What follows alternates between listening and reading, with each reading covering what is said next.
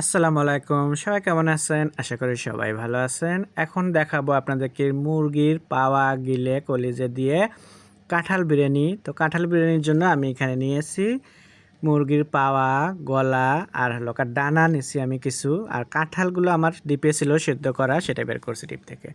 পেঁয়াজ কুচি আর গরম মশলা, তেল দিয়ে আমি এখন এটাকে ভেজে নেব। স্বাদ মতো লবণ দিচ্ছি, দিয়ে আমি বেশ কিছুক্ষণ ধরে এটাকে একটু ভেজে নেব সুন্দরভাবে আমি।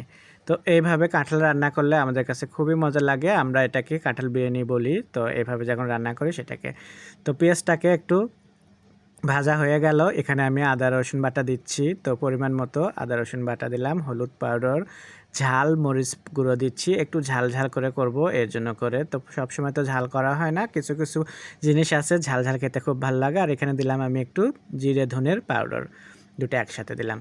দিয়ে পানি দিয়ে মশলা এখন এটাকে আমি সুন্দরভাবে পেঁয়াজের সাথে মশলাটাকে কষায় নেব। তো একটু সময় নিয়ে আজকে রান্না করব, এটা রান্না করতে অনেকটা সময় লাগবে। তো এটা সময় নিয়ে রান্না করলে কিন্তু একদম 100% পিওর স্বাদ পাবেন এখানে। তো মশলাটা দেখতেই পাচ্ছেন কষাতে কষাতে একটু তেলের উপর উঠে গেছে, কালারটা কত সুন্দর এসে গেছে এটা বুঝতেই পারতেছেন।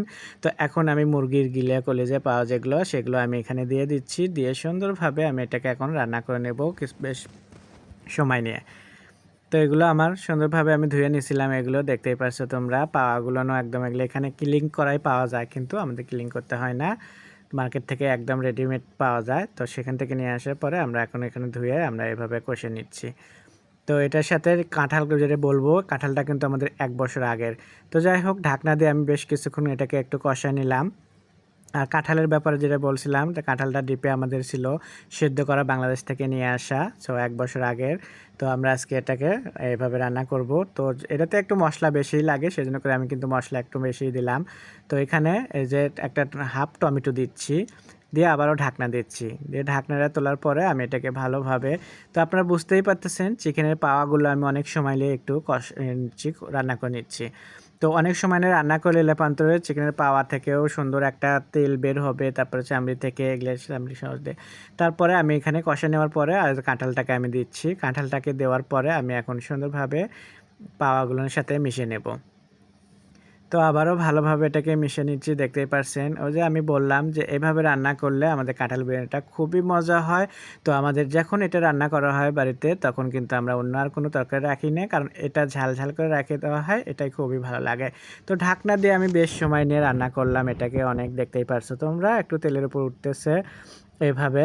তো এখন এটাকে তেলের উপর উঠে মানে কষানো হলে, আমার এতক্ষণ ধরে কিন্তু আমি এটা কষাইছি। তো এটা কষানোর পরে আমার এখানে এখন করতে হবে কি, একটু পানি দিব, পানিটা দিয়ে আরও বেশ সময় নিয়ে কষাবো। তাহলে এই যে ভিতর থেকে এবং একদম কাঁঠালের কিংবা মাংসের যে সম্পূর্ণ মশলাগুলো যেন সুন্দরভাবে লবণটা যেন ঢুকে যায়, এর জন্য করে।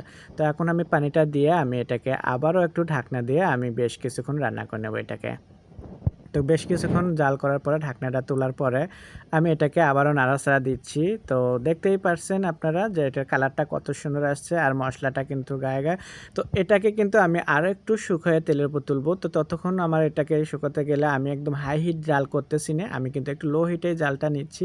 ওই যে বললাম যে একটু সময় নিয়ে রান্না করলে পর্যন্ত 100% পিওর স্বাদ পেয়ে যাবেন আপনারা। তো এরকম, তো এই জন্য করে আমি সময় নিয়ে এটাকে রান্না করতেছি। রান্না করতে করতে দেখতেই পাচ্ছ ঝোলটা কমে তেলের উপর উঠে আসছে। তো তেলের উপর যখন এভাবে উঠে আসবে, তো তখন দেখতেই পারছো লাড়াচাড়া দেওয়ার পরে আমি এখানে আরেকটু কিছু মশলাগুলো অ্যাড করব, সেটা আপনাকে আমি আগে দিচ্ছি এখনও দিচ্ছি। এখানে ভাজা একটু জিরে গুঁড়ো, ধনের গুঁড়ো আর গরম মশলার ভাজা গরম মশলা গুঁড়োগুলো দিচ্ছি। গরম মশলা কিন্তু আমি প্রথমে দিচ্ছি, আবারও এর জন্য দিচ্ছি যে এটা ভাজা গুঁড়োটা দিলে পন্তরে একদম মনে করেন যে 100% স্বাদ পাবেন আপনারা, তো এভাবে যদি রান্না করেন। আর কাঁঠালের তরকারিতে আমি বারবার বললাম যে একটু মশলাটা আমরা বেশি খাই এটাতে, তো এটাতে খুবই ভালো লাগে। আবার কাঁঠালের একটা আছে ভাজি, সেটা আমি পরের ভিডিওতে আপনাদেরকে দেখাবো। কাঁঠালের কাবাবের রেসিপি আগে দেওয়া আছে, আপনারা চাইলে দেখে নিতে পারেন কত সুন্দর করে। তো এটা খুবই ভালো লাগে, এই যে কাঁঠালের দিয়ে আমি যে কাঁঠাল বিরিয়ানি এটাকে বলে। তো আপনারা ভাবছেন যে কাঁঠাল বিরিয়ানি এটাকে কীভাবে হয়, তো যাই হোক, আমরা এটা বগুড়ার ভাষায় বলা হয় কাঁঠাল বিরিয়ানি। তো আমাদের বগুড়ার কাঁঠাল বিরিয়ানিটাও খুবই ভালো, আলু বিখ্যাত, আমাদের তো অনেক কিছুই বিখ্যাত আছে বগুড়ার। তো আশা করি আপনাদের ভালো লাগবে এই ভিডিওটাও।